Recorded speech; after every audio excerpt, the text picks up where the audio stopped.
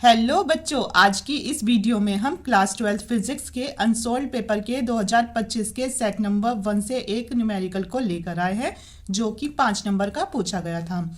तो क्वेश्चन पूछा गया था कि एक 50 वाट 100 वोल्ट लैंप को 200 वोल्ट 50 हर्ट्ज की प्रत्यावर्ती धारा विद्युत मेंस में जोड़ना है।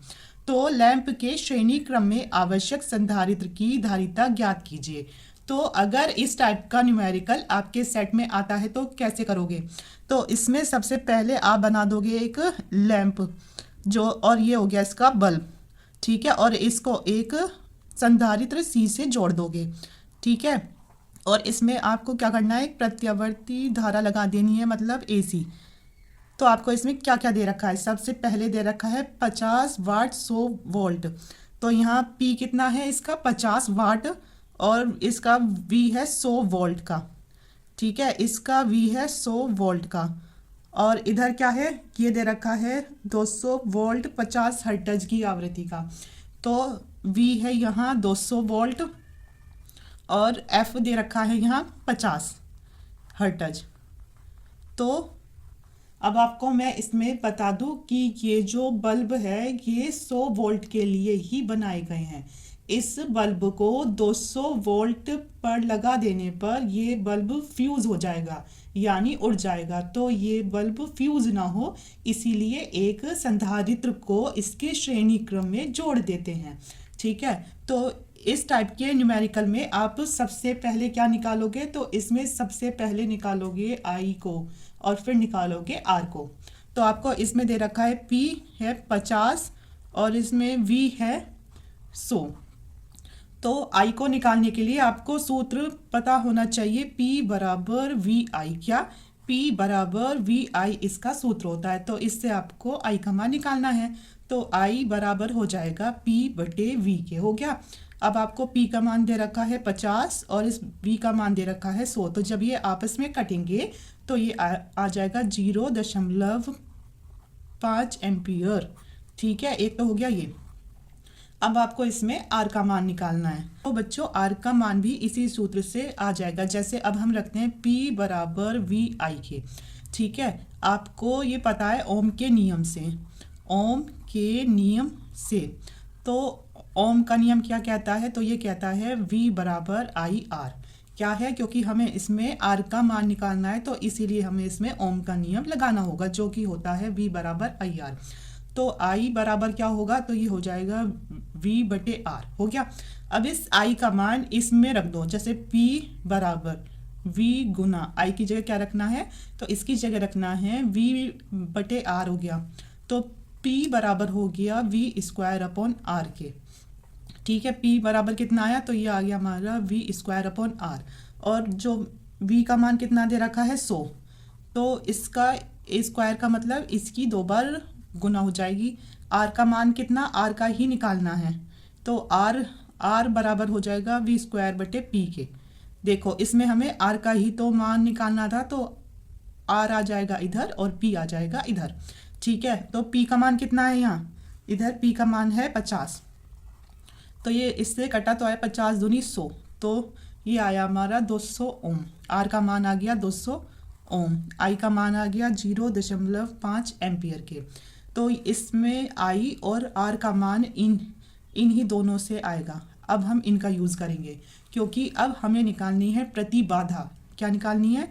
एक तो इसमें पहले तो हमने I का मान निकाला है, फिर हमने R का मान निकाला है, और अब इसमें हम निकालेंगे प्रतिबाधा। क्या? प्रतिबाधा का सूत्र क्या होता है? प्रतिबाधा होती है Z। तो हो जाएगा Z बराबर V बटे I के, ठीक है। और V का मान अब ये वाला नहीं लिया जाएगा, अब इसका यूज़ होगा। आपको याद रखना है प्रतिबाधा में इस वाले V का यूज़ होगा। तो हो जाएगा 200 अपॉन I का मान कितना अभी निकाला था, तो वो आ गया 0.5। तो जब ये हटा दशमलव तो ऊपर आ गई 0 और ये इससे कट गया, तो है 5 चौके 20 और 0 0। तो इसमें Z का मान आ गया 400 ओम। Z का मान कितना आया? Z का मान आ गया बच्चों 400 ओम। हमारे पास I का मान है, I का मान है 0.5 एम्पियर। R का मान है 200 ओम। Z का मान है 400 ओम। अब इसमें हम क्या निकालेंगे? अब इसमें हमें XC का मान निकालना है। ये परिपथ कौन सा है, तो ये आरसी परिपथ है। कौन सा है, आरसी परिपथ में। तो इसमें जेड स्क्वायर बराबर होता है R square plus X C square. अब इसमें आपको एक्स सी का मान करना है, तो इसीलिए आपको ये सूत्र पता होना चाहिए कि जेड स्क्वायर बराबर R square plus X C square, और इसमें हमें एक्स सी का मान निकालना है। तो क्या हो जाएगा, तो ये इधर चला जाएगा, तो हो जाएगा Z square minus R square. ठीक है, और जब इसका स्क्वायर हटेगा तो इधर अंडर रूट आ जाएगा। तो हो जाएगा बच्चों एक्स सी बराबर under root Z square minus R square के। आया इतना आपको समझ में। तो अब इसे सॉल्व करना है। जेड का मान कितना आया है 400 ओम, और आर का मान कितना आया है, तो आर का मान आया है 200 ओम।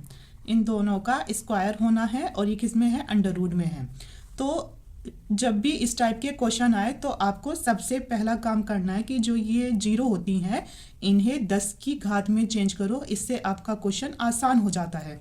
तो अब यहाँ आपको क्या दिख रहा है, अब यहाँ आपको दिख रहा है ये हटा दो 4 और 2। आप यूँ सोचो ये आपको 100 का स्क्वायर दिख रहा है और यहाँ भी 100 का स्क्वायर दिख रहा है। तो क्या आप इसमें से 100 का स्क्वायर कॉमन नहीं कर सकते, कर लिया। ठीक है, अब इसकी जगह था 4, इसकी जगह था 2। तो फिर अब आप देखो इधर आ जाएगा 100 का स्क्वायर, तो इधर क्या बचा, इधर ये तो हटा, ये था 4, तो 4 का स्क्वायर होता है 16 माइनस और 2 का स्क्वायर होगा 4। ठीक है, अंडर रूट।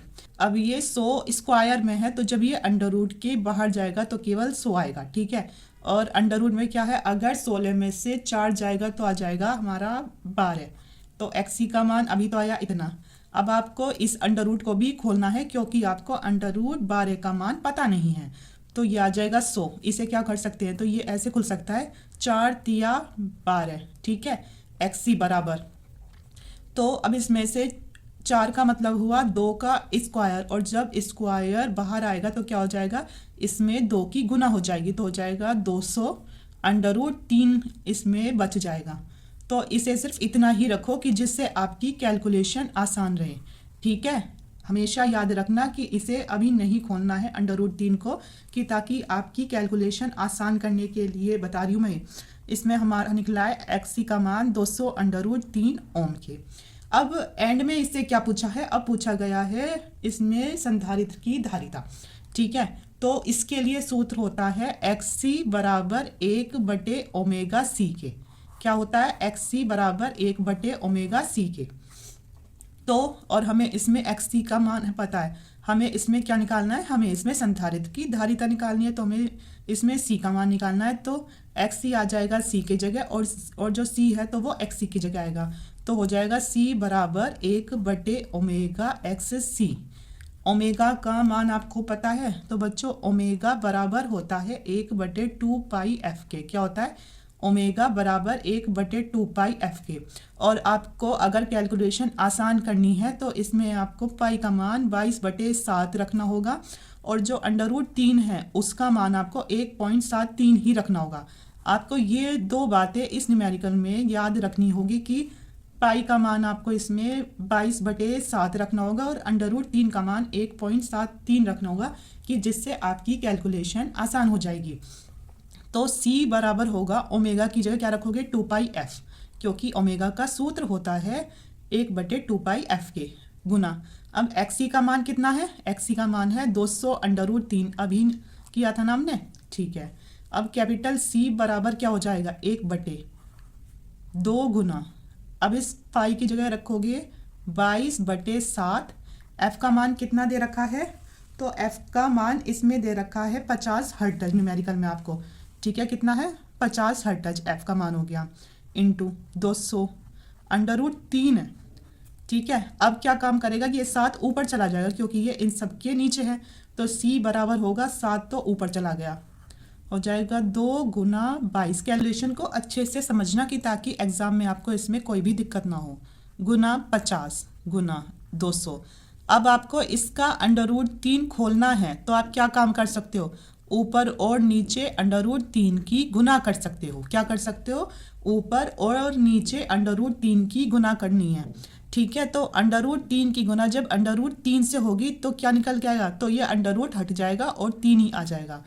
और अगर आप सोचो कि ये सिर्फ इस 3 के साथ होगा, ऐसा नहीं होता है। अगर अंडर रूट 2 भी होता है और उसकी आपस में गुना हो रही होती है तो फिर इसमें हमारा 2 ही आता है निकल के, ठीक है। तो जब इस अंडर रूट 3 की अंडर रूट 3 से गुना हुई तो क्या आया, तो आया हमारा 3 निकल के। और ये 7 के साथ गुना में क्या है, अंडर रूट 3 है, ठीक है। और इसमें नीचे क्या है, देखो अभी आपको समझाया था इधर कि अगर कैलकुलेशन को आसान करना है तो सबसे पहले जो भी आपकी जीरो दिख रही है उसको आपको 10 की घात में चेंज करना है। तो अब यहाँ आपको क्या दिख रहा है, अब आपको यहाँ दिख रहा है क्या क्या, 50, एक तो है 50 गुना क्या है 200, ठीक है। अब आपको ये पता है जब आप इनकी आपस में गुना करोगे तो कितना होगा ये, तो ये होगा 5 दूनी 10, 10 और ये कितनी जीरो, 1 2 3 जीरो, 3 जीरो ये आ गई, ठीक है। तो अब ये कितनी जीरो हो गई, अब इसे आपको 10 की घात में चेंज करना है, तो ये होगी 10 की घात 4। आ गया इतना समझ में, ठीक है जी। तो ये समझो कि ये हट गया और ये हट गया क्योंकि इसे पूरे को सॉल्व करके ये आ चुका है। तो हो गया, इसकी आपस में गुना कर दो तो ये आ गया 44, और जब इसकी गुना करी तो ये आया 10 की घात 4, और जब अंडर रूट 3 की अंडर रूट 3 में गुना करी तो आपका निकल के आया 3। अब आपको इसमें अंडर रूट 3 का मान रखना है जो कि होता है 1.73, अभी बताया था अंडर रूट 3 का मान रखना है 1.73। तो c बराबर 7 गुना 1.73, ठीक है, आ गया इतना। और ये क्या है 44 गुना 10 की घात 4 गुना 3। अब ये जब दशमलव हटेगा तो नीचे क्या आ जाएगा, तो नीचे क्योंकि 1 और 2 स्थान पहले दशमलव है तो इसीलिए नीचे भी 2 जीरो आएगी, नीचे ये 2 जीरो आएगी मतलब आ जाएगा 100। इसे हम 10 की घात में लिख सकते हैं 2 क्योंकि कितनी जीरो हैं 2, ठीक है। अब ये हमारी कितनी 10 की घात हुई है 4 और 2 6, अब इसे पूछा दो ऊपर, तो c बराबर हो जाएगा 7 गुना 173, है ना। चलो इधर नहीं करते, अब इधर कर लेते हैं कैलकुलेशन कि c बराबर 7 गुना 173, ठीक है, और गुना 10 की घात कितनी है माइनस के 6, क्योंकि इधर तो थी ये 10 की घात 6, और जब ये नीचे आएगी तो क्या मतलब जब ये ऊपर जाएगी तो ये हो जाएगी माइनस में अपॉन। अब आपके पास ये बचा है यहाँ 3 और यहाँ बचा है 44, तो ये हो जाएगा 4 तिया 12, एक कैरी 4 तिया 12 और एक 13। तो अब आप 7 की 173 में गुना करोगे तो आएगा 1211 बटे 132 गुना 10 की घात माइनस 6, ऐसे ही रहने दो, आप इसकी आपस में से डिवाइड कर दो तो कितना आया, जब हम इसको इससे डिवाइड करेंगे तो ये आएगा 9.17 गुना 10 की घात माइनस 6, और जब दशमलव के बाद 2 स्थान पे क्या है 7 है तो इधर हम कर सकते हैं c बराबर 9.2 गुना 10 की घात माइनस 6 आंसर, ठीक है। एक तो आंसर इसका ये है, और अगर आपको इसकी 10 की घात माइनस 6 हटानी है तो सिंपल सी बात है, तो क्या लग जाएगा, तो आ जाएगा फैरेड। तो हमारा इसमें c का मान क्या हो जाएगा, तो c का मान आ जाएगा इसमें 9.2 गुना 10 की घात माइनस 6 फैरेड था, अब ये हटी तो आ जाएगा c बराबर 9.2 माइक्रो फैरेड आंसर, ठीक है। तो ये इसमें जो सारा खेल है कैलकुलेशन का है। और बच्चों इसमें आपको ये भी याद रखना है कि इसमें आपको सबसे पहले निकालना है i को, और फिर निकालना है r को, फिर निकालना है z को, और फिर xc को, और जब जाके आप इसमें c को निकालोगे। अब ये न्यूमेरिकल कितने नंबर का है, तो ये न्यूमेरिकल है 5 नंबर का।